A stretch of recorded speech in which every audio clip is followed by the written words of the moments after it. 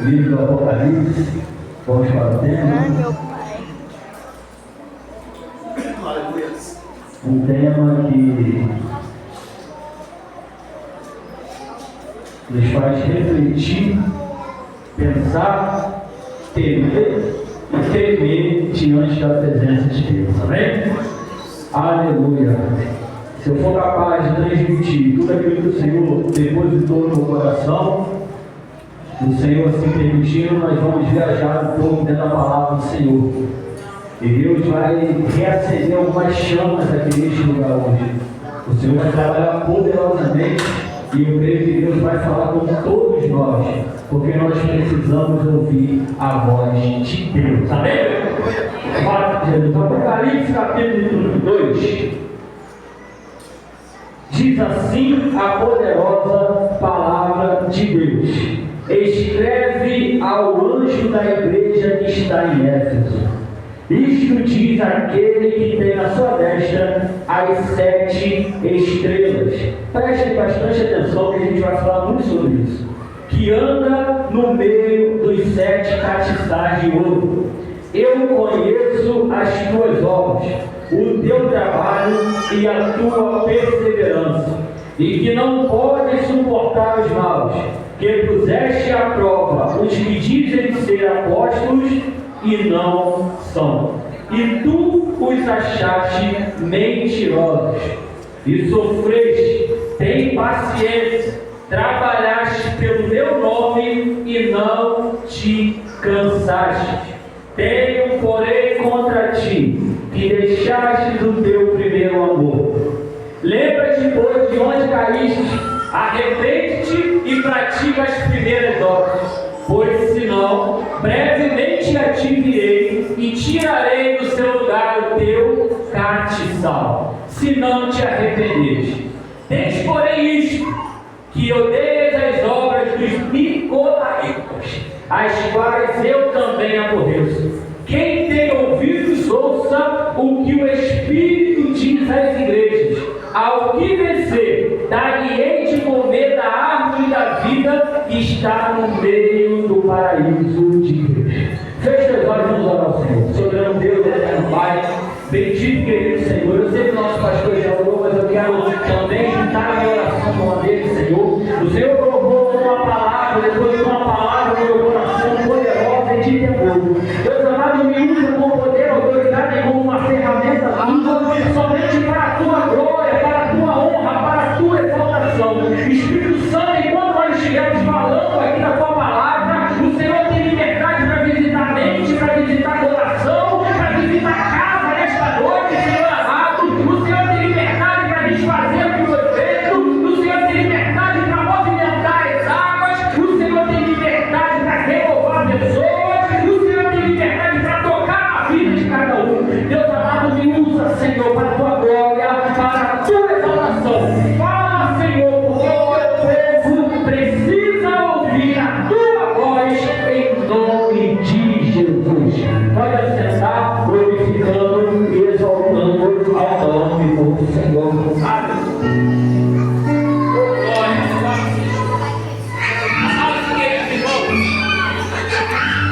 Louvado seja Deus. O tema que me foi passado é exatamente esse que nós lemos sobre a igreja de Éfeso. É um tema muito forte, muito poderoso, como eu disse no início, que traz temor e que faz a gente pensar um pouquinho nas nossas atitudes e nas coisas que nós temos feito e praticado, não só de bom para o reino de Deus, como coisas que às vezes não agradam tanto ao Senhor.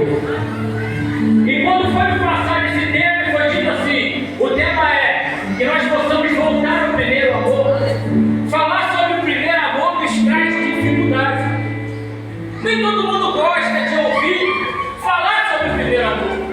Ou melhor, nem todos gostam de ouvir falar que nós temos que repensar as nossas atitudes dentro do Evangelho. E esse texto é muito pronto, ele é muito direto. E eu quero aqui, em nome do Senhor Jesus,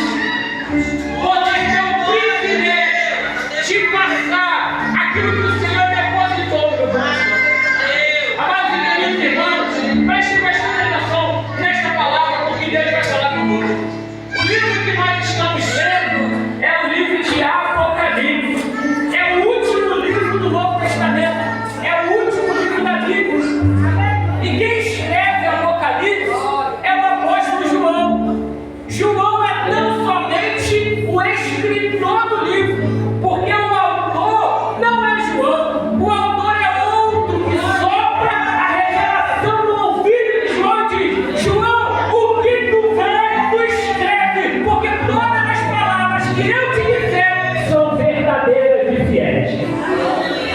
O escritor do livro é João, mas o autor do livro é o próprio Cristo ressurreto.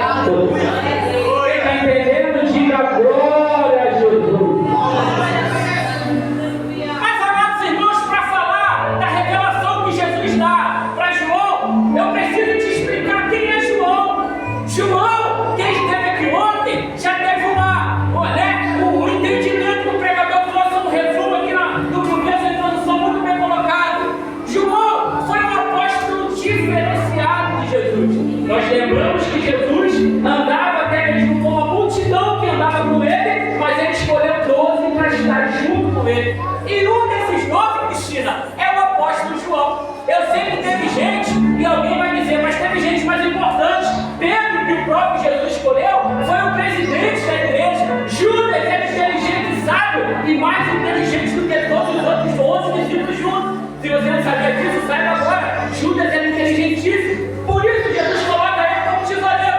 Mas João tinha algo diferente. E esse diferente não vinha de Jesus para João, vinha de João para Jesus. Entenda, você vai entender essa palavra. Quando eu falo de uma intimidade fora do comum com Deus que João tinha, eu lembro de Jacó lá atrás com seus filhos. Você vai entender que Jacó teve um monte de filhos.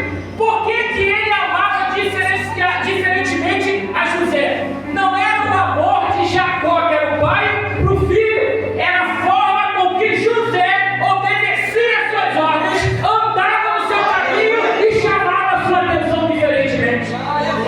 Então eu descubro aqui, irmãos, olha para cá e preste atenção. Eu descubro aqui que a diferença de relacionamento com Deus não vai de Deus para com os filhos, porque Deus não faz acepção de pessoa, vai do filho para com o Senhor. Judicial, preste atenção. Deus não faz evangelista acepção de pessoa, não é? Sim, para salvar.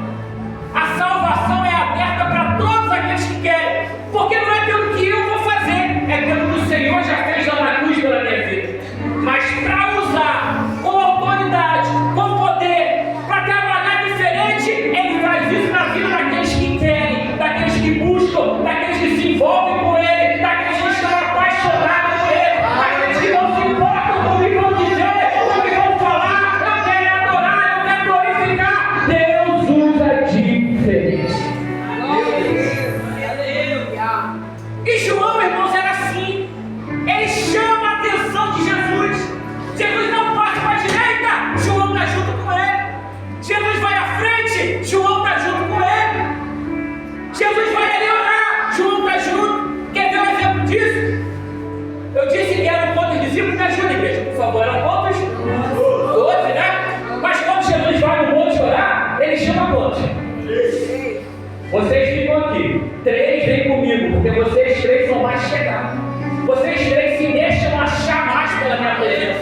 E isso não é acepção de pessoa. O Espírito Santo de Deus, ele é um cavalheiro. Ele só chega aonde ele é bem convidado. Ele só entra aonde ele é chamado. Eu quero ser usado, eu quero sentir a presença, eu quero ser batizado, eu quero fazer algo diferente. O Espírito Santo acha uma chama que agora está ali e ele entra e atua diferente na vida da pessoa.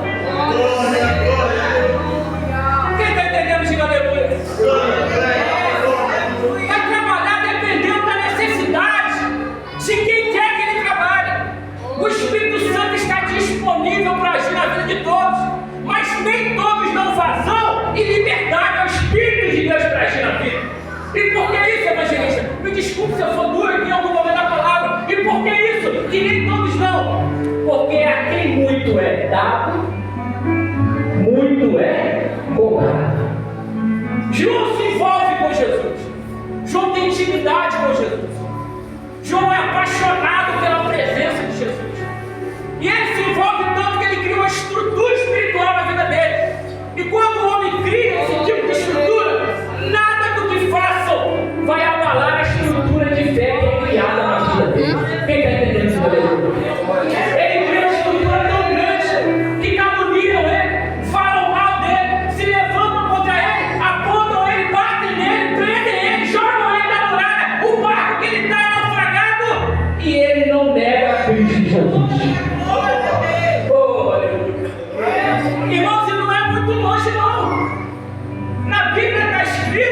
que ligando por conta da intimidade de João com Jesus, os próprios discípulos que andavam com eles sentiram ciúmes e disseram assim: por que ele está perto do Senhor? Ele é melhor do que a gente?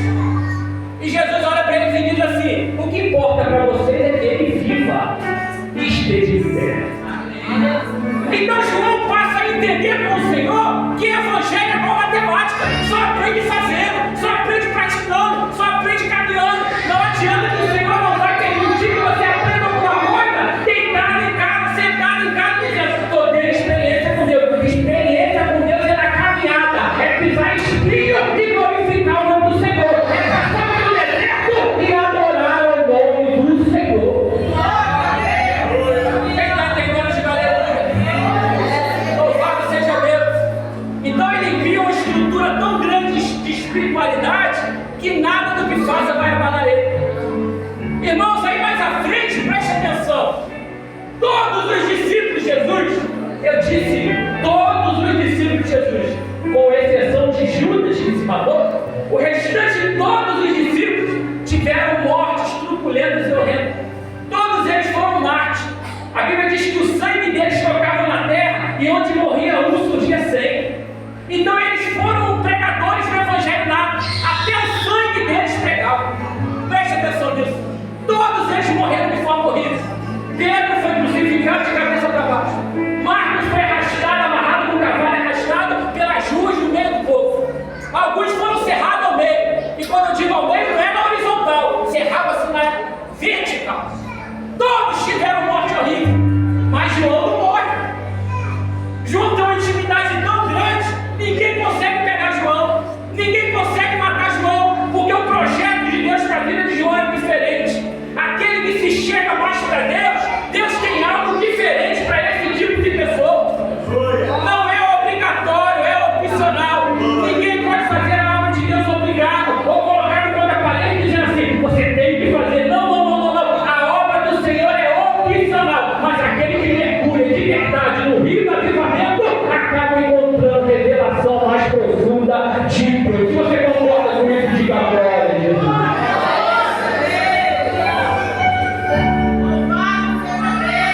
Oh, aleluia. E alguém olha assim e diz: João não morre não, então a gente vai dar um jeito. Chamam ele, o imperador chama ele e diz assim: João, se você não negar esse Cristo, nós vamos te matar.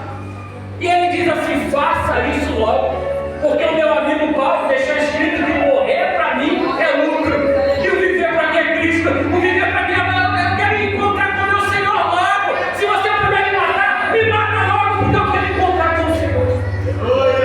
Mas a intenção deles não era matar João, a intenção deles não era acabar com João, a intenção deles era fazer ele negar o nome de Jesus. Quem está entendendo isso, diga aleluia. A intenção do teu adversário é te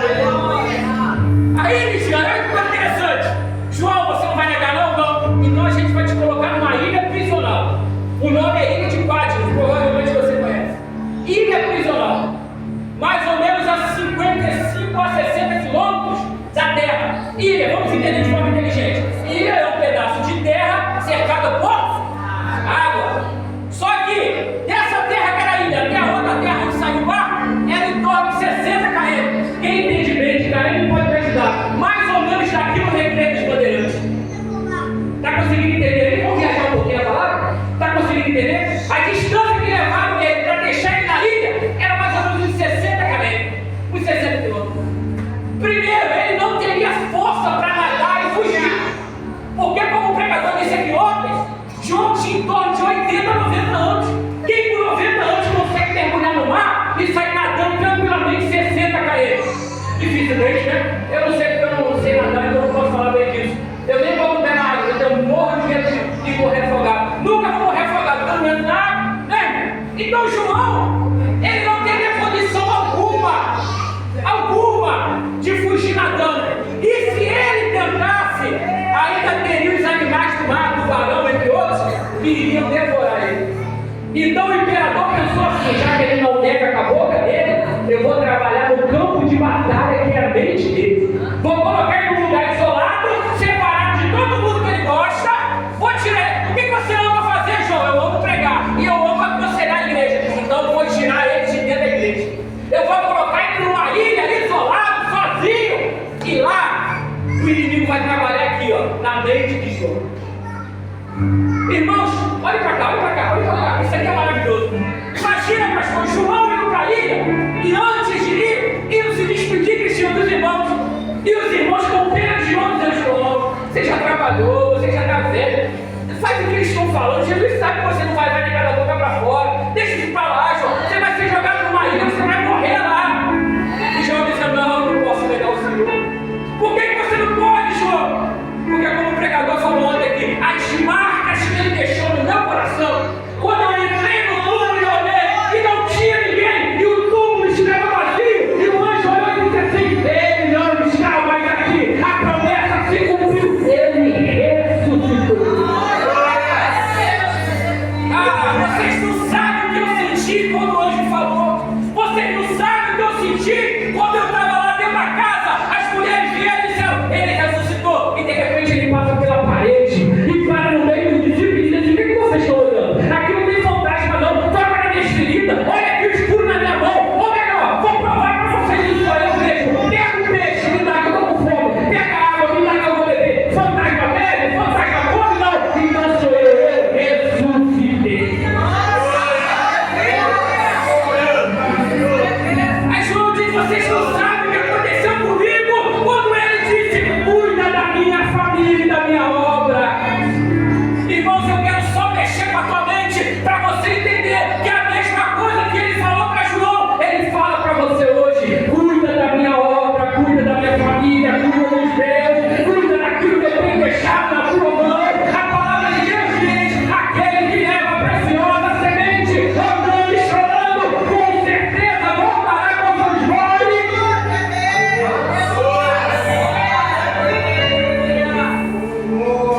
Que maravilha!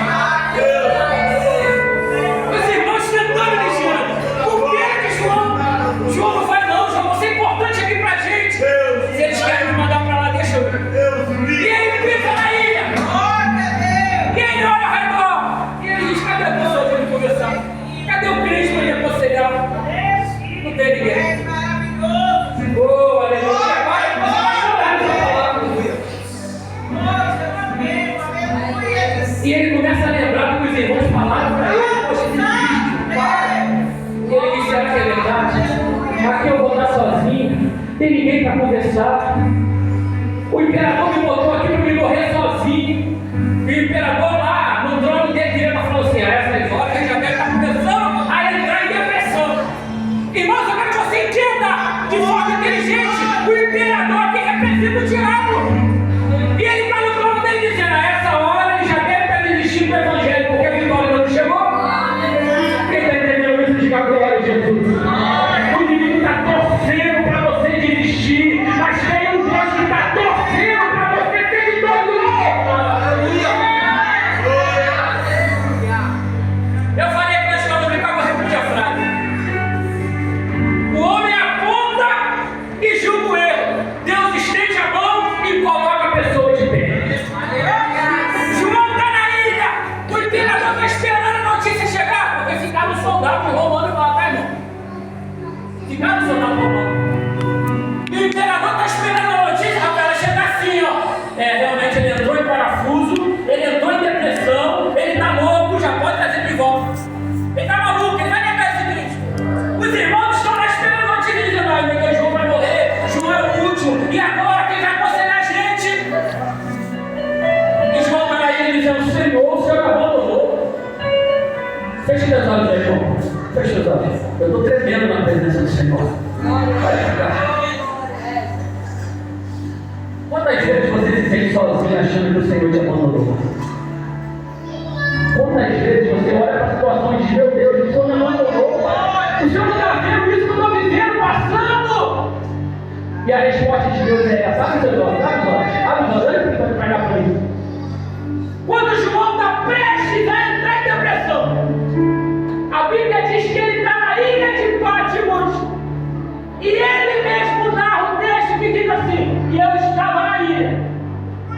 E de repente eu ouvi uma voz atrás de mim como a voz de muitas águas. Quem já ouviu aqui o barulho do mar batendo na onda batendo no mar? O pessoal que foi no luau aí com a gente, com certeza ouviu, né? Porque lá tem umas pedras, a onda batida. Quando eu ouço o barulho do mar assim, eu reconheço a grandeza de Deus que foi ele que criou. João está parado e ele ouve atrás dele uma voz como a voz de muitas águas, dizendo assim: João, chamou ele pelo nome. Só chama pelo nome, irmão, quem conhece.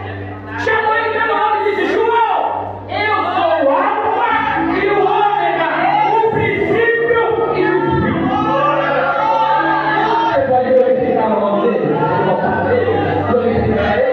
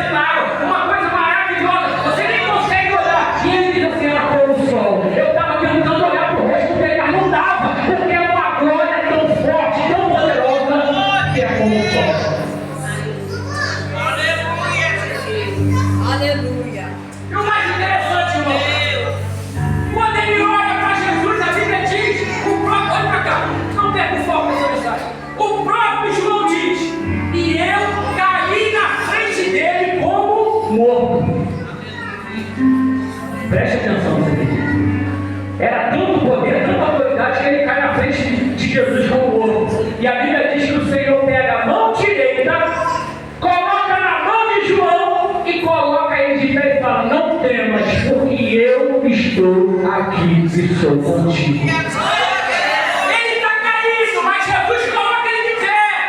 Quem está entendendo de aleluia? Irmãos, olha para cá, isso aqui é lindo agora, isso aqui é lindo. João diz assim: e ele estava no meio de 7 catiçais de ouro. E na sua mão direita, Cristina, tinha 7 estrelas. As 7 estrelas simbolizavam os 7 pastores das 7 igrejas da Ásia: Éfeso, Esmirna, Pérgamo, Tiatira, Sardes, Filadélfia e Laodiceia. Os 7 pastores estavam na mão de Jesus. Quem está entendendo? Agora, irmão, João diz que vê 7 catiçais de ouro. Mas quem é que está no meio dos catiçais? Jesus. As igrejas estavam colocadas em postes, mas no centro da igreja, no comando da igreja, quem é que está? Jesus.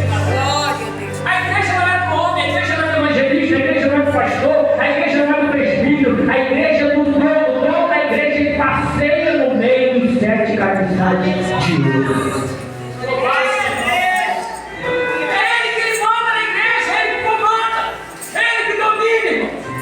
E preste atenção, ele diz assim: João, eu tenho a chave do inferno e da morte.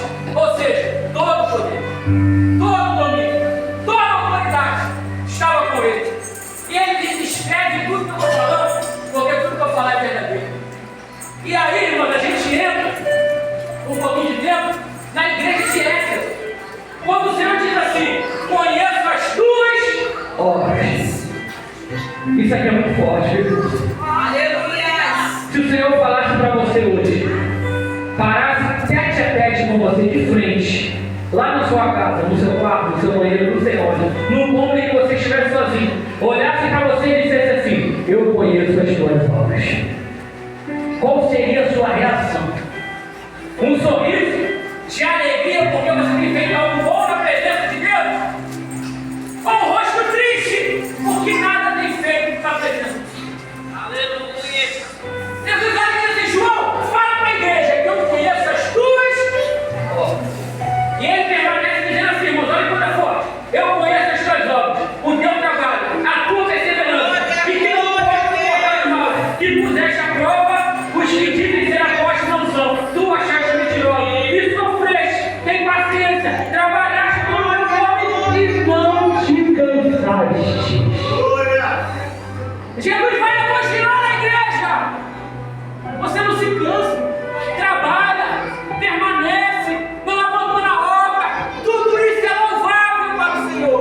Porém, existia algo que aquela igreja de Éfeso, que foi fundada pelo apóstolo Paulo, e que Paulo separou um bom tempo do seu ministério para ficar ali pastoreando e ensinando, aquela igreja tinha deixado várias características agradam ao Senhor, mas tem alguma coisa que está desagradando a Deus. O trabalho, o sofrimento, a perseverança na obra tem agradado a Deus, mas tem alguma coisa que o Senhor vai dizer: porém tenho contra ti algo, que deixaste o primeiro amor. E aqui que a gente entra na palavra. E eu parei me perguntando o que seria o primeiro amor. É adorar com mais intensidade, é fazer a obra sem olhar o obstáculo, é adorar daquela forma que eu adorava no começo. Eu comecei a fazer na minha vida. O que é voltar para o primeiro amor? E eu comecei a pesquisar, irmão, e eu descobri algo lindo. Lindo. O primeiro amor, olha para cá. O primeiro amor nos faz olhar para a cruz, lembrar do sacrifício que ele faz pela nossa vida.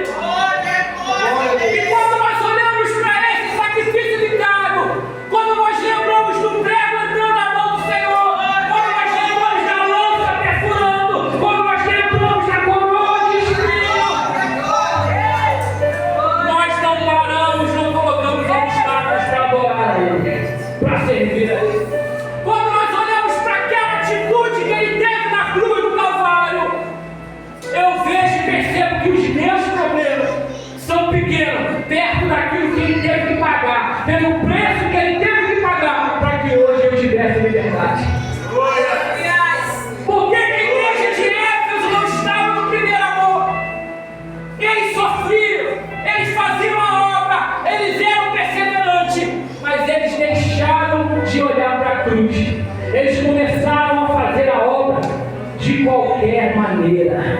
Eles faziam, mas faziam da maneira que eles achavam correta.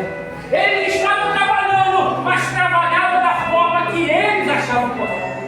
E o Senhor está dizendo, não é da maneira que você quer, é da maneira que eu quero. Você está entendendo isso? O Espírito está trabalhando no coração dele. O Senhor vai começar a trabalhar e dizer assim, vocês têm feito, mas não têm feito da forma que eu tenho mandado. Vocês têm colocado a mão ali no arado, mas têm feito de qualquer maneira. Voltar ao primeiro amor é voltar a olhar para a cruz e voltar a ter dependência de Cristo nas nossas atitudes. Às vezes nós nos acostumamos tanto a servir ao Senhor, a estar aqui para adorar, a vir para o culto, que viramos robô dentro da igreja, viramos crente robotizado. Eu vou lá, eu vou adorar, eu vou ajoelhar, eu vou lá meia hora, eu vou levantar, eu vou mandar no grupo e já não tenho a sua adoração sincera e verdadeira diante da presença do Senhor. Viramos crente engessado, crente que só faz aquilo que é obrigado a fazer, crente que está acostumado a fazer aquilo toda vez e não muda de atitude, porque não sente mais o fogo da presença do Senhor.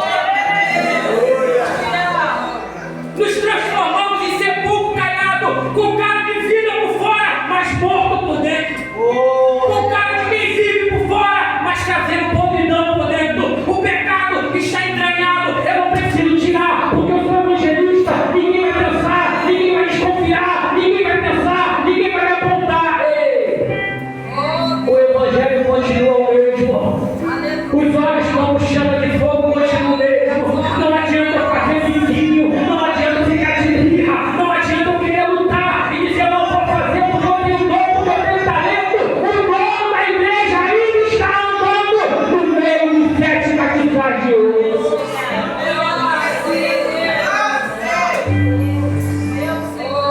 Eu sei que essa palavra às vezes cria até inimizade, né? Né, Cristo? Às vezes traz inimizade. Mas quem somos nós para não falar o que Deus manda? Tem gente aqui dentro, e eu me coloco aqui na situação, que já deixou de olhar para a cruz há muito tempo. Só olha para o próprio umbigo, só olha para as próprias vontades, só olha para a própria necessidade, só faz o que quer, bota biquinho e diz eu não vou fazer e pronto. Ele está na hora de descer do salto, ir na casa do oleiro e entender que quem manda na obra do Senhor ainda é o nosso Deus.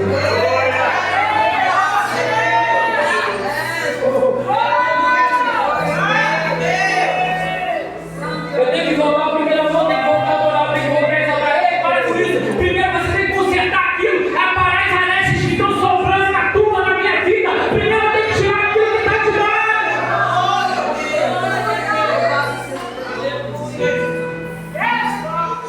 Preste atenção. Preste atenção. A Bíblia diz que eles deixaram o primeiro amor. Eles não perderam o primeiro amor. Existe uma... Eu falei para vocês que eu estou estudando português, foi? Existe uma diferença, Cristina, entre deixar e perder. Eu anotei aqui. Deixar, olha para cá, escute. Largar, abandonar, desistir, ceder. Perder, deixar de ter, não possuir nunca mais. Eles não perderam por definitivo. Tanto é que o Senhor aconselha e diz assim: levanta, volta, olha, mentaliza, vê onde vocês perderam, onde vocês caíram, volta lá e conserta o que vocês fizeram. E volta para o primeiro amor. Volta a ser crente de verdade. Toma vergonha na cara e para com essas atitudes que envergonham o evangelho. Para com essa birra, com esse negocinho, com esse se fulano não fizer, não faço. Se ele não pegar, não pego. Se ele não fizer, não vou. Irmão, primeiro amor é olhar para a cruz e dizer: Senhor, eu sou teu servo. Eu estou indo para fazer porque eu sou seu servo. Eu posso não concordar com a atitude de um, eu posso não concordar com a atitude de outro, eu posso não concordar com a ideia de alguém, mas eu não posso deixar o meu não concordar interferir no agir de Deus na obra do Senhor. A união tem que ser perfeita. Não tem primeiro amor se não existir união no inferno. Quem está entendendo de agora?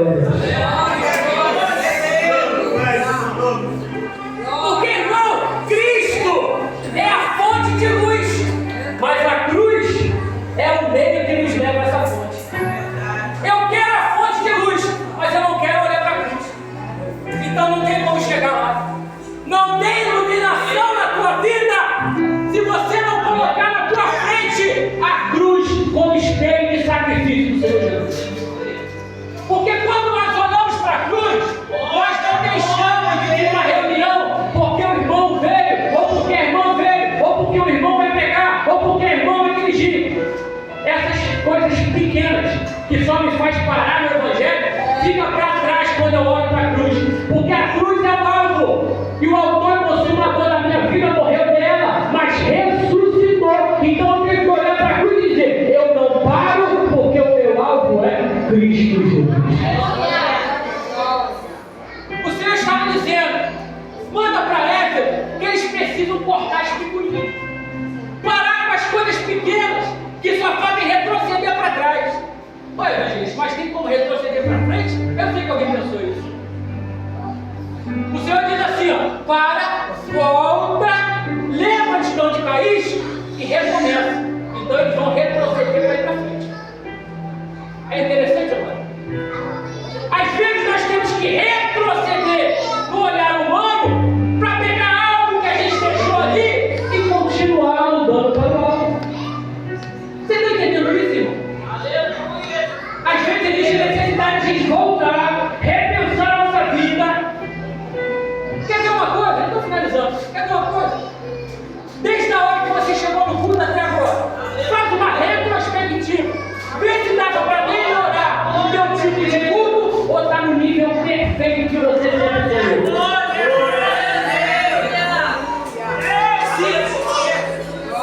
Você chegou aqui, já brigou com o irmão, já discutiu com a irmã, já falou mal de um, já entristeceu com o outro, já reclamou porque a janela está aberta, falou porque não tinha ar ou não tinha luz, não tinha... E o Senhor? Ficou em segundo plano na sua e na minha vida. Eu estou me incluindo nisso aí, meu irmão. Eu reclamei porque o banco da bateria quebrou ou alguma coisa aconteceu. Eu vou reclamar de tudo que eu estou vendo, mas eu esqueço de entrar para adorar o Senhor. A cruz foi esquecida há muito tempo. Eu só olho para os meus desígnios, a minha vontade. Ah não, a minha personalidade é essa. Eu vou olhar para isso e vou fazer e acabou e ponto final. Então você já não está olhando para a cruz há muito tempo. Volta a olhar para a cruz. O foco do culto é a adoração ao Senhor. Esse problema todos nós vamos ter, irmão. Dificuldade todo mundo aqui tem. Mas é o Senhor que nos ajuda na nossa fraqueza. Você está aqui hoje de pé porque o Senhor tem te ajudado na tua fraqueza. Repensa a forma com que você tem adorado ao Senhor. Repensa a maneira com que você tem cultuado o Senhor. Repensa aquele versículo que diz: guarda o teu pé quando entrares na casa do Senhor. Qual é o pé que eu tenho guardado?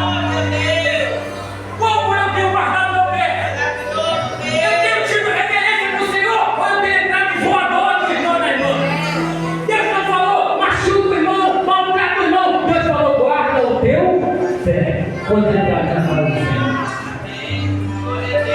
Então, irmão, voltar ao primeiro amor é o sacrifício que o Senhor fez. Eu sei que vão acontecer muitas coisas na nossa vida e que vai dizer: não, não posso deixar isso passar. Mas quando eu olho para a cruz, eu digo assim: por mim passar. Mas como eu estou olhando para a cruz, eu vou deixar passar, porque a minha intenção é adorar e glorificar o nome. Estou dando um exemplo aqui, mas pode ser várias coisas. Várias coisas. Irmãos, me desculpe se eu fui um pouquinho rude, mas podem ser várias coisas, irmão. Várias coisas. Tudo aquilo que faz você se desligar do trono da casa. Perder a tua intimidade e ligação com Deus. Tudo aquilo que faz você se desligar do culto como um empecilho. É necessário ser colocado de lado, porque eu preciso olhar para a cruz. Voltar ao primeiro amor é voltar a olhar para o sacrifício de Jesus e voltar a deixar o Senhor conduzir a minha vida. Porque quando eu conduzo a minha vida, eu faço o papel. E geralmente quando o ser humano faz o que quer, comete erro. Mas quando o Senhor conduz a nossa vida, nós vivemos o primeiro amor que temos. Quem entendeu de glória a Jesus? Os irmãos ficam com essa palavra, me perdoem um pouquinho, mas vamos tentar voltar. Vamos colocar a cruz na nossa frente, nem que seja na porta da igreja, irmão. Você está irado, mas chegou aqui na porta da igreja, coloca a cruz na frente e fala: Senhor, me cobre com o teu sangue. Eu vou para dentro da coragem, eu vou exaltar, eu vou buscar, eu vou glorificar, eu quero adorar, como a hora mas eu quero sentir o que eu senti antes, eu não quero entrar e sair do jeito que eu acho, que eu estou sentindo, que eu estou entrando, eu quero sentir algo diferente na tua vida. E é para isso que o Senhor nos chama.